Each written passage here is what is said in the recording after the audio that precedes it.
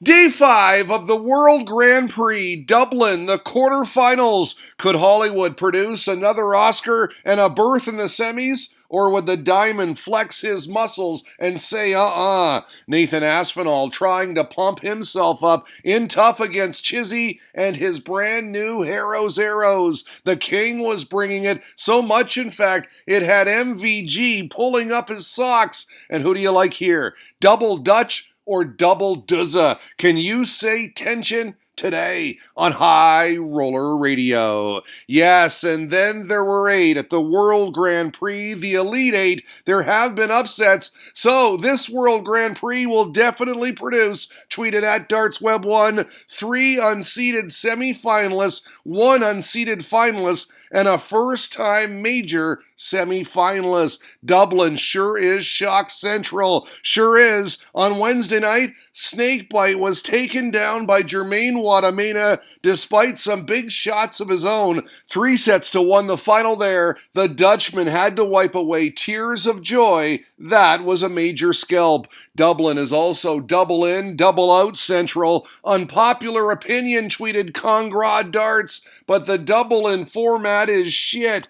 Half the time a player gives up on legs because they are too far behind. And I do agree with the second part of that statement. You should never give up. It's fun to watch when it's played this way, though. Wikipedia with the starting and finishing doubles percentages combined from the first 2 rounds. The top 2, Chris Dobie and Glenn Durrant, remarkable numbers. When Daryl Gurney won the Grand Prix in 2017, he added, he doubled in with his first start 53% of the time. Last year, MVG did so 49% of the time. Chris Dobie is hitting a starting double with his first start 68% of the time so far. Forget Hollywood endings. That is Hollywood startings. And look at this. He was the first man intro tonight. He's been red hot. Do you fancy Ian White? He let the crowd know that he's ready. Up high with the wave, then down low with the dab. Opening set, no contest, all Hollywood. A man on a mission. You can see the flight here. It's in the treble 19. And then as we zoom out, bang,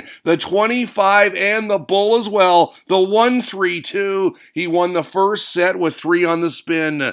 Nice job by White in regrouping. He used the interval wisely because he came out much better. Broke in the third leg on tops, and when he closed out the set in the madhouse, we got this. Stokes number 1 feeling it, a couple of fist pumps, a bicep flexor 2, and then a cool drink of water. We were all tied at 1. Third set, all White, pure White, up 2-0. This is how he kicked off the third leg. Perfection, the 160, and this double 8 sealed it. Kudos to him. From a set down, he now leads it, nonchalant and confident as he plucked that winning dart from the board. Ian White can't blow it now, tweeted Aki Balboa. His 22-year hoodoo is going to come to an end. He's talking about TV majors, of course, but hold on, Rocky. Dobie dug in deep. Ton 40 here, followed by this. The Shanghai,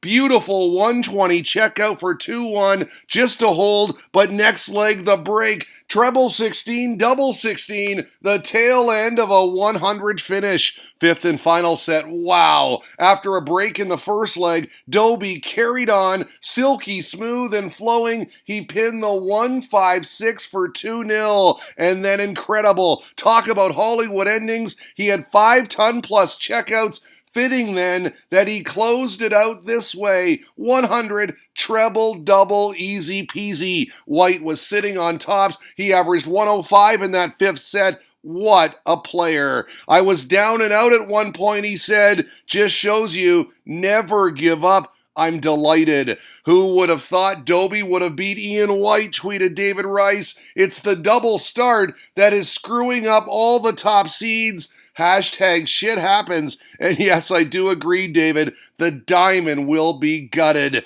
All right, on next, it was Nathan Aspinall and a hug for his father versus Dave Chisnall and a wave for the fans. Chizzy has looked amazing since signing for Harrow's, noted Tom, and that he really has. He looked amazing in the opening session, too. Raced out to a quick 2-0 lead. He had 3 darts for a whitewash on double 10, but no, this look says it all. He missed. Concern. He must have known Aspinall would claw it back because he did. 4th leg madhouse for 2-2, and as he walked to the board, the fist pump in the decider. Aspinall would have 2 for the set, but ouch, a different expression this time. Chance wasted, and this guy took full advantage. 1-0 Chizzy at the interval. Aspinall had the darts in set 2. They'd exchange holds to start. As we check out the averages, Aspinall slightly ahead on this graphic, but not the scoreboard, because after opening the 3rd leg perfect, the 160,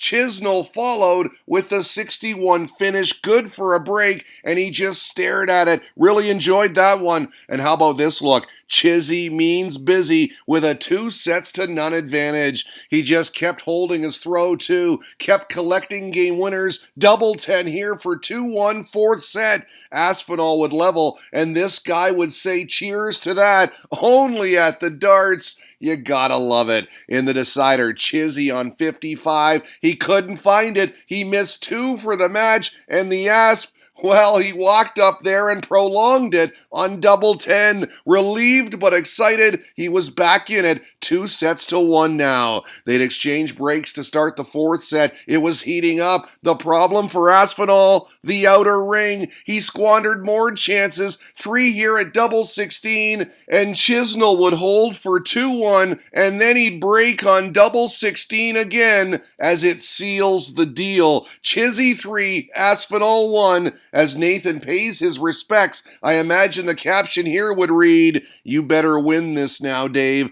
Time will tell." The king seemed in a jovial mood as he was being introed. Think he was ready for MVG? Earplugs in, smile on. He'd have to bring it tonight. The world number 1 was pulling up his socks for this one. It went hold to start. Then look at this. 3rd leg, they both kicked off with perfection. Mighty Mike the 160, King the 152. King would get down first. Double 16, a 10-darter, a break. The Merverts loving it. But you see the averages. MVG way ahead. He was pouring it on too. The lot here, he'd break right back. In the decider though, King crafted himself a chance. Tops for the set, 3 in hand. No. Wow, couldn't clean it up, and the green machine gave it some. He got away with that one. 1-0 at the commercials. 2nd set, it went hold again. Van Gerwen with the big fish. King, though, wasn't giving anything away. He held on a 62 checkout and then produced the showstopper. MVG with the 170 earlier. King's turn this time. Bullseye, bang for the set, and he was proud of that one, so he should be. 1 each now. Great shot. This guy stepped it up in the 3rd set, though, leading 2-1, and after he had just missed the 155 checkout, he calmly walked up and pinned double 19. On his return visit, he cleaned it up, gave it this look, and then seconds later, screamed out, boom. King kept fighting. Look at this. 1st leg, 4th set, he took out the 1-3-2, gave it some of his own. This double 5 made it 2-1. He was holding his own. But again, Van Gerwen would level, and then against throw in the decider, close it out on this. King was valiant. MVG was superb. He's very difficult to beat, he said. My scoring power never let me down. This is what people want to see. A match with everything. I swear, when I meet MVG, said Atlush Lila, I'm going to take a dictionary of other adjectives to describe this game, and I do agree, Em, it really was that good. Could our next pairing top it? Well, Duzza seemed full of confidence during his intro. My man is up against Germain Wattimena, tweeted Charlie Gray. Show me what you got, Duzza. He'd have to bring it. This guy in the form of his life. And the scoreline proved it early. A quick 2-0 lead, and then some killer instinct on 48. Double 8 good for the whitewash set and the finger point. And as he exited the stage, Durrant stayed behind for some extra practice. And credit to him, he's all class. That practice helped. He responded with the first 2 legs in set 2 and then pinned double 10 as it goes whitewash, whitewash for 1 each. And as he left the stage, he was scolding himself to stay focused. The Dutchman took the first 2 in set 3. Duzza managed to break for 2-1. He then held on double 8 for all square. He stared at it. He wanted it.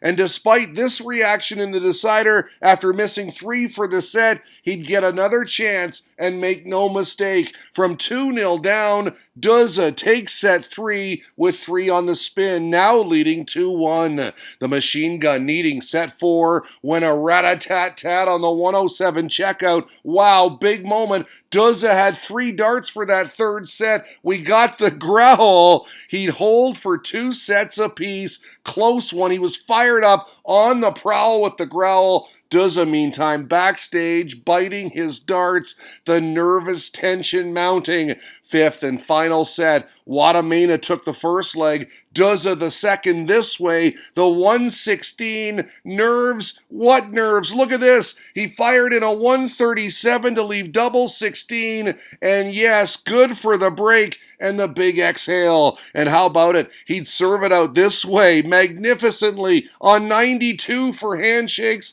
The Dutchman played well, but experience and class win out. 3-2 your final. I love this comment from Tom Beresford. Tweeted it yesterday after Durrant's win, but it applies today. I don't think any quote-unquote experts ever doubted Duzza's 5-star quality, did they? How could they? He's dynamite. He will be part of semifinal action as we check out the matchups. It's the World Grand Prix. It's 5-star quality today on High Roller Radio.